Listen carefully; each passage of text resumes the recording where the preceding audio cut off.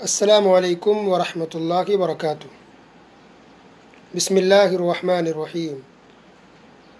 الحمد للہ والصلاة والسلام علی رسول اللہ وعلی آلہ واصحابہ اجمعین۔ جنت کا بیان پارٹ نمبر 14 یعنی 14۔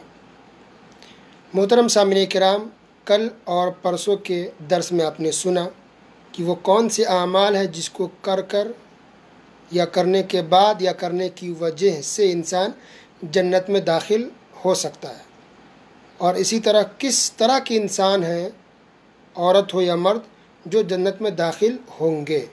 لیکن آج کے درس میں ہم یہ جانیں گے کہ وہ کون سے اعمال ہیں جس کی وجہ سے انسان جنت میں داخل نہیں ہوگا، کس طرح کے لوگ ہیں یا کس طرح کے اعمال ہیں جس کی وجہ سے انسان جنت میں جانے سے رک جائے گا یا روک دیا جائے گا۔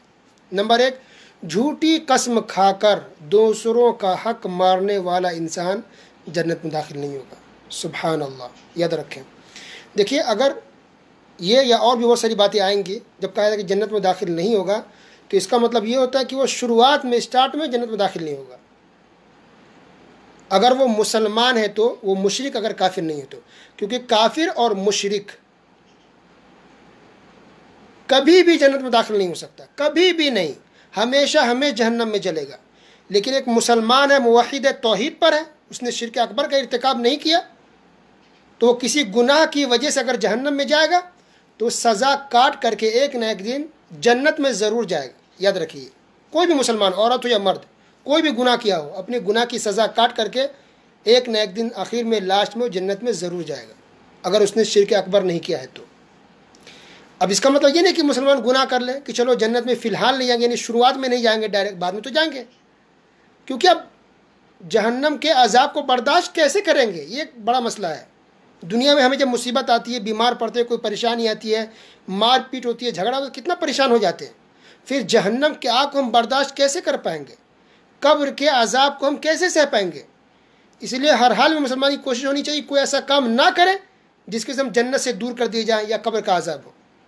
ٹھیک ہے، یہ بات یاد رکھیں۔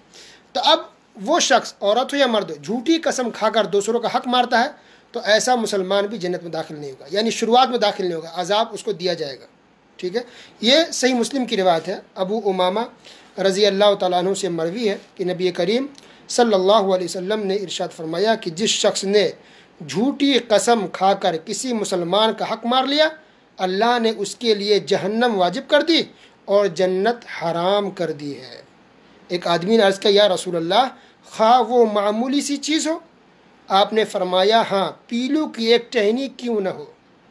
پیلو یعنی جس سے مسواک بنایا جاتا ہے، یعنی ایک معمولی لکڑی کے برابر بھی کسی نے کسی کا حق مار لیا تو اس کی وجہ سے بھی انسان جنت سے دور کر دیا جائے گا۔ کتنی بڑی بات ہے۔ اب اندازہ لیں کہ جو لوگ کسی کا زمین ہڑپ لیتے ہیں یا جائیداد وراثت کی بات آتی ہے تو کسی بھائی کو محروم کر دیا جاتا ہے، عام طور پہ بہنوں کو وراثت میں حق دیا ہی نہیں جاتا ہے۔ آج بھی بہت سی جگہوں پر لوگ اپنی بہنوں کو وراثت میں حصہ نہیں دیتے، بھائی آپس میں تقسیم کر، بہنوں کو نہیں دیتے، تو زمین ہڑپ کر رہے ہیں، گھر ہڑپ کر رہے ہیں، ترکہ کو لے رہے ہیں، تو اس پر کتنا سخت عذاب ہوگا اس کا اندازہ لگائیے کہ ایک معمولی لکڑی بھی کوئی ہڑپ کر لے، کسی کا مار لے، تو وہ بھی جہنم میں وہ بھی جہنم میں جائے گا اور جنت سے محروم کیا جائے گا۔ سبحان اللہ۔ اسی طرح بیہقی کی روایت ہے، اللہ کے رسول صلی اللہ علیہ وسلم نے ارشاد فرمایا کہ جس آدمی کی پرورش، جس کی غذا حرام چیز کے ذریعے ہوئی ہے، حرام چیز کے ذریعے جس کی پرورش ہوئی ہے، جو پلا بڑھا ہے، ایسا شخص بھی جنت میں داخل نہیں ہوگا۔ اسی طرح والدین کا نافرمان، دیوس کسے کہتے ہیں؟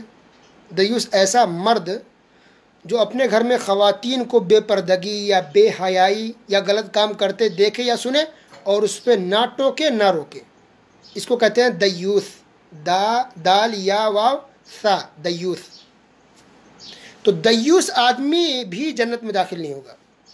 تو دیوس کون؟ جیسے آپ نے سنا کہ اس کی ماں ہو یا بیٹی ہو یا بہن ہو یا بیوی، کوئی بھی گھر کی خواتین ہیں، وہ بے حیائی کا کام کر رہی ہے، بے پردہ آتی جاتی ہے، پردہ نہیں کرتی ہے، غیر محرم کے سامنے آ رہے، غیر محرم سے بات کرے، اس کو پتہ ہے بے حیائی ہو رہی ہے، پھر بھی وہ مرد چپ ہے، خاموش ہے، تو وہ گنہگار تو عورت اور لڑکی ہوگی ہی، ساتھ میں اس مرد کو بھی جنت سے محروم کر دیا جائے گا۔ اللہ اکبر۔ اسی طرح وہ عورت بھی جنت میں نہیں آئے گی جو عورت مرد کی مشابہت اختیار کرتی ہے، یعنی بال کا اسٹائل یا کپڑا پہننے کا اسٹائل مردوں کی مشابہت کرتی ہے، مردوں جیسا بننے کی کوشش کر رہی ہے۔ یہ مستدرک حاکم کی روایت ہے۔ اسی طرح رشتہ داری کو توڑنے والا بھی جنت میں نہیں جائے گا، رشتہ داری کو توڑنے والا، اللہ اکبر۔ بھائی ہے بات چیت بند ہے، بہن ہے بات نہیں کر رہے ہیں، خالہ سے دور ہیں، پھوپھی سے دور ہیں، کچھ لوگ تو ماں باپ سے بھی ناراض رہتے ہیں، استغفر اللہ۔ آپ کو کیا حق ہے؟ آپ کی اوقات کیا ہے؟ آپ ماں باپ سے ناراض رہیں، ماں نے ایسا کیا، باپ نے ایسا کیا، تو آپ کون سا اچھا کام کر رہے ہیں دور رہ کر کے، ناراضگی دکھا کر کے؟ اللہ اکبر۔ رشتہ داری کو توڑنے والا انسان بھی جنت میں داخل نہیں ہوگا۔ رشتہ داری کو نبھائیے، رشتہ بنا کے رکھے۔ اچھا، رشتہ داری کو جوڑنا کیا مطلب ہوتا ہے؟ لوگ کہتے ہیں کہ نہیں ہماری غلطی نہیں، اس نے ایسا کیا ہے، خالہ نے ہمیں تکلیف دی ہے، پھوپھی نے ہمیں تکلیف دی ہے، بھائی نے ہمیں دھوکہ دیا ہے، بہن نے ہمیں تکلیف دی، اس لیے ہم ناراض ہیں۔ ہم کوئی نیچے ہیں کیا؟ ہم چھوٹے ہیں کیا؟ ہم غریب ہیں کیا؟ ہم اس کے محتاج ہیں؟ رزق اللہ دے رہا ہے، ہم اس سے بات نہیں کریں، کوئی مشکل نہیں۔ دیکھیے بات ایسی نہیں ہے۔ رشتہ داری جوڑنے کا اسلام نے حکم دیا ہے۔ اور جوڑا کس کو جاتا ہے؟ اس چیز کو جو ٹوٹ جائے یا ٹوٹ رہی ہو۔ ایک لکڑی ٹوٹ گئی تبھی تو آپ اس کو جوڑیں گے، تو جو لکڑی ٹوٹی ہی نہیں ہے اس کو جوڑنے کا کیا مطلب ہوگا؟ تو یہاں اسلام نے کہا رشتہ داری کو جوڑو، اس کا مطلب ہے کہ ٹوٹے گا رشتہ، انبن ہوگی، نوک جھوک ہوں گے، تکلیف پریشانی ہوگی کسی نہ کسی چیز کو لے کے، انسان ہے، معاملات ہے، تو ٹوٹ رہا جوڑیے۔ آپ کو وہ تکلیف دے رہے ہیں، بہنیں تکلیف دے رہے ہیں، بھائی تکلیف دے رہا ہے، ماموں تکلیف دے رہا ہے، اب اس کو جوڑیے۔ وہ گناہ کیا اس کی سزا اللہ دے گا، دنیا میں ہو آخرت میں کہیں بھی ہو، اگر آپ نے معاف نہیں کیا تو۔ لیکن آپ کو رشتہ داری جوڑنا ہے، جوڑنے کا کام کرنا ہے، ٹوٹ رہا جوڑیے، جتنا الگ ہو رہا آپ قریب ہوئیے، اس سے آپ چھوٹے نہیں ہوں گے بلکہ اللہ آپ کے مقام کو اونچا اور بلند کرے گا۔ اسی طرح اپنی رعایا کو دھوکہ دینے والا حاکم، سربراہ، بادشاہ بھی جنت میں داخل نہیں ہوگا۔ اپنے فائدے کے لیے، پیسے کے لیے، کرسی کے لیے کوئی رہنما، کوئی لیڈر اپنی رعایا کو، اپنی قوم کو، پبلک کو دھوکہ دے رہی ہے تو ایسا لیڈر بھی جنت میں داخل نہیں ہوگا۔ اسی طرح احسان جتلانے والا بھی جنت میں داخل نہیں ہوگا۔ احسان جتلانا کس کو کہتے ہیں؟ یعنی آپ نے کسی کو پیسے دیے، ہیلپ کر دیے، قرض دے دیے، تو یہ احسان جتلانے والی بیماری بھی ہمارے سماج میں بہت ہے۔ ہم نے کسی کو قرض کیا دے دیا، کل کے جھگڑا اگر ہوتا ہے فوراً ہم نے تم کو قرض دیا، ہم نے تمہاری مدد کی، تم پریشان تھے، تمہارا کوئی کام نہیں آ رہا تھا، ہم کام آیا، آج دیکھو تم ایسا کر رہے ہیں، یہ غلط بات۔ اسی کو کہتے ہیں احسان جتلانا۔ احسان جتلانا یعنی آپ احسان کریں، قرض دے کر کے ہو یا صدقہ دے کر کے ہو، جان سے ہو، مال سے ہو، مشورے سے ہو، کسی بھی طرح سے آپ نے ہیلپ کی، مدد کی، اور کبھی آپ اس کو جتا دیں، یعنی بیان کر دیں کہ ہم نے تمہارے ساتھ ایسا کیا تھا، ہم نے تمہارے ساتھ ایسا کیا، اس کو کہتے ہیں احسان جتلانا۔ اس سے آپ کو ثواب نہیں ملے گا۔ آپ نے اگر کسی کو 1,00,000 روپے بھی دیے، کسی غریب کو، کسی بچی کی آپ نے شادی کرا دی، کسی کی ہیلپ کر دی، مدد کری، آپ نے اگر احسان جتلا دیا جھگڑے پر یا کسی موقع پر، تو برباد سب، تو عمل تو برباد ہوں گے ہی، اور اسی طرح یہ چیز آپ کو جنت سے روک بھی دے گی۔ سبحان اللہ۔ بد زبان اور بد مزاج شخص بھی جنت میں داخل نہیں ہوگا، چاہے وہ عورت ہو یا مرد۔ بد مزاج معلوم ہے، اس کا ایک دم سخت ہو، کڑوا ہو، ہمیشہ چہرے کو کڑوا رکھنا، سخت رکھنا، بات بات پہ جھگڑے کرنا، چھوٹی بات کو بڑا کر کے بیان کرنا، دل میں کوئی رحم نہیں، کوئی شفقت نہیں چھوٹے بچوں سے، بڑے کا عزت نہیں، احترام نہیں، چڑچڑاپن، ہمیشہ کچر کچر کچر، لڑائی جھگڑے، سب مزاج کرکرا، ایسا لگتا ہے کہ اس نے کریلا کھایا ہو۔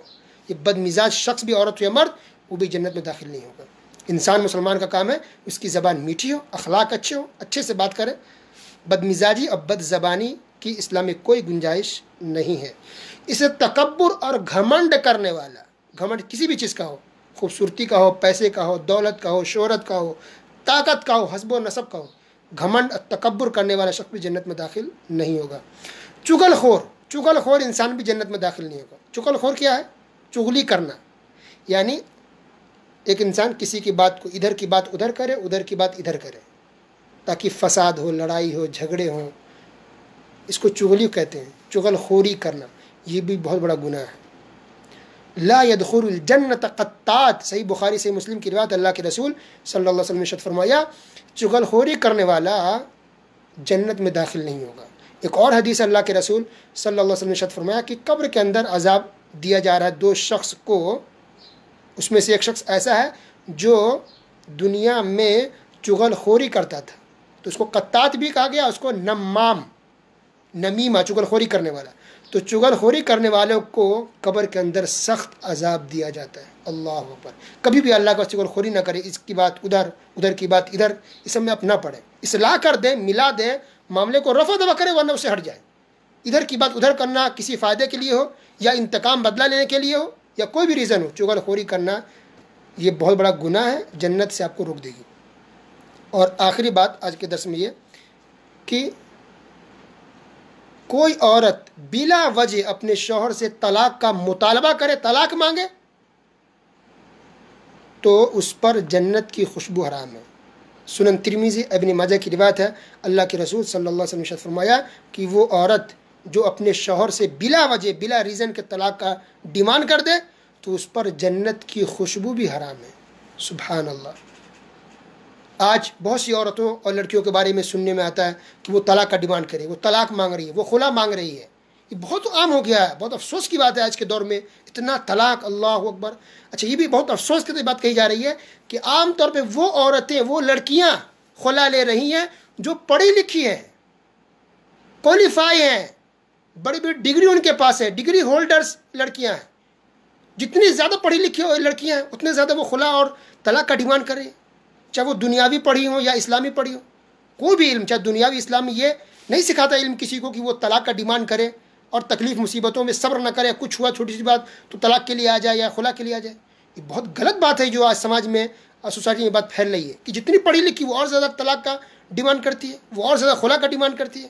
اچھا، آپ تو واٹس ایپ پہ بہت سے گروپ بھی بنے ہوئے ہیں، الگ سے پرسنل گروپ، خاص گروپ اسی کا بات کے لیے کہ خلا ہو گیا، طلاق ہو گیا شادی کے لیے. اس میں باقاعدہ لوگ لکھ کے دیتے ہیں کہ ٹیکن خلا ان شارٹ ٹائم، بہت کم مختصر وقت میں خلا لے لیا گیا ہے.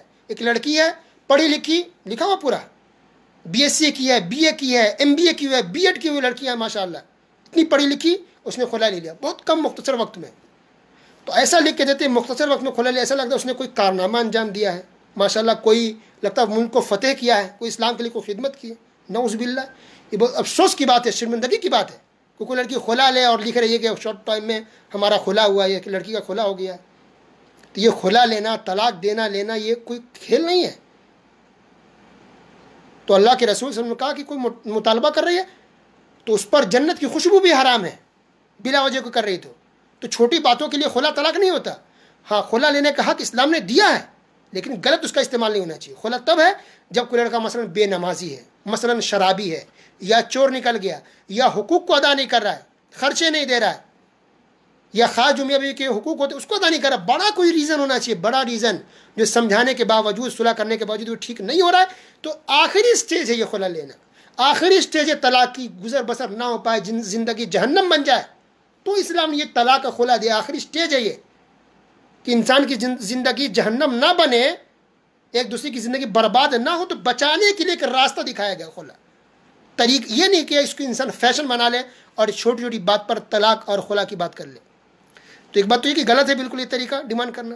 اب سوچئے کہ جس بیوی کو یہ جائز نہیں ہے کہ وہ چھوٹی بات کے لیے یا بلا وجہ طلاق کا ڈیمانڈ کرے، اس کے لیے جائز نہیں ہے، تو کسی اور عورت کے لیے کیسے جائز ہوگا کہ وہ یہ کہے کہ تم اپنی بیوی کو طلاق دے دو تب ہم شادی کریں گے، یا کسی لڑکی کا گھر والا یہ ڈیمانڈ کرے کہ تم پہلی بیوی کو چھوڑ دو تو ہم شادی کریں گے.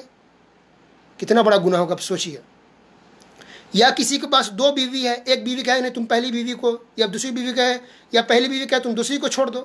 یعنی بیوی کو بھی حق نہیں حاصل نہیں کہ کسی کو کہے یا شوہر کہے کسی دوسری بیوی کو تم چھوڑ دو. یہ بھی جائز نہیں ہے، بدرجہ اولا جائز نہیں ہے. پھر ایک باہر کی لڑکی ہو جو شادی کرنا کی خواہش رکھتی ہے، شادی کرنا چاہ رہی کوئی عورت یا لڑکی، اب وہ ڈیمانڈ یا شرط رکھے یا کہے کہ نہیں تم پہلی بیوی کو چھوڑ دو، اگرچہ اس کے اندر کچھ کمی ہے، اگرچہ اس کے اندر خرابی ہے، اگرچہ اس کے اندر گڑبڑی ہے، پھر بھی اس کو حق حاصل نہیں ہے.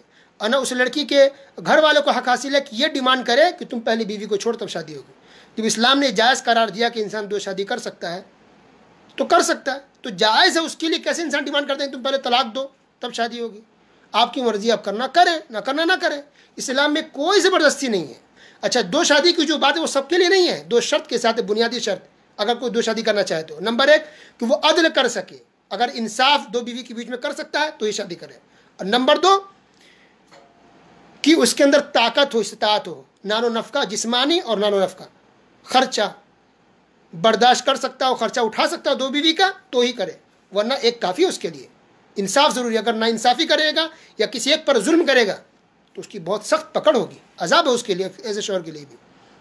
اچھا تعجب ہوتا ہے ایسے لوگوں پہ بھی، اگر وہ مشورہ کرے کسی اور سے تو باہر کے لوگ مشورہ دیتے ہیں کہ ٹھیک ہے تم کو کرنا کر لو، مگر اس کو کہو کہ تو طلاق دے دے، وہ پہلی بیوی کو چھوڑ دے۔ تو یہ مشورہ دینے والے کہ اللہ سے نہیں ڈرتے کہ کیسے مشورہ دے رہے کہ وہ پہلی بیوی کو کوئی چھوڑ دے؟ تو طلاق کا ڈیمانڈ کروانا یا کسی کو مشورہ دینا کہ تم کو پہلی بیوی کو چھوڑ دے، یہ صحیح نہیں ہے۔ یہ طلاق کیا مشورہ نہیں دیا جاتا کہ تم اس کو چھوڑ دو تب اس سے شادی ہوگی، کرنا ہے انسان کرے، نہیں پسند ہے نہیں کرے، کوئی زبردستی اسلام کے اندر نہیں ہے۔ لیکن طلاق دلوانا، اچھا اس حدیث جو ہے منع کیا گیا، اب دیکھ لیتے حوالے کے ساتھ، صحیح بخاری حدیث نمبر 4857 اور صحیح مسلم حدیث نمبر 1413، اللہ کے رسول صلی اللہ علیہ وسلم نے ارشاد فرمایا لا يحل لامرأة تسأل طلاق اختها، یہ کسی عورت کے لیے حلال نہیں ہے کہ وہ اپنی بہن کی طلاق کا سوال کرے، یعنی اپنی بہن کہا گیا ایک محبت دکھانے کے لیے کہ آخر بیوی وہ بھی تو ایک بہن ہے، تمہاری بہن کی طرح ہے، یعنی حقیقی بہن یا مراد نہیں ہے، بہن سے مراد یعنی اسلامی بہن، ایمانی رشتے سے اسلامی بہن ہے، آخر وہ بھی تو بہن ہے اسلامی حساب سے، کیسے تم مطالبہ کر رہی ہے، کوئی کیسے مطالبہ ڈیمانڈ کر رہا ہے یا کر رہی ہے کوئی کہ اس کو طلاق دے دیا جائے؟ تو وہ چیز ہے، یہ کچھ ایسی چیزیں تھیں جو انسان خیال رکھے اور بچ کے رہے کہ ایسا نہ اس کی وجہ سے کوئی دوسرے اعمال برباد ہو جائے یا انسان جنت میں جانے سے رک جائے یا اس پر جنت حرام کر دی جائے۔ انسان کو ہمیشہ بچنی چاہیے کہ ہمارے اعمال محفوظ رہیں اور کوئی رکاوٹ ہمارے اور جنت کے بیچ میں نہ بنے۔ باقی چیزیں انشاءاللہ کل کے درس میں سنیں گے۔ وصلی اللہ علی نبینا محمد وعلی آلہ وصحبہ اجمعین، والسلام علیکم ورحمۃ اللہ وبرکاتہ۔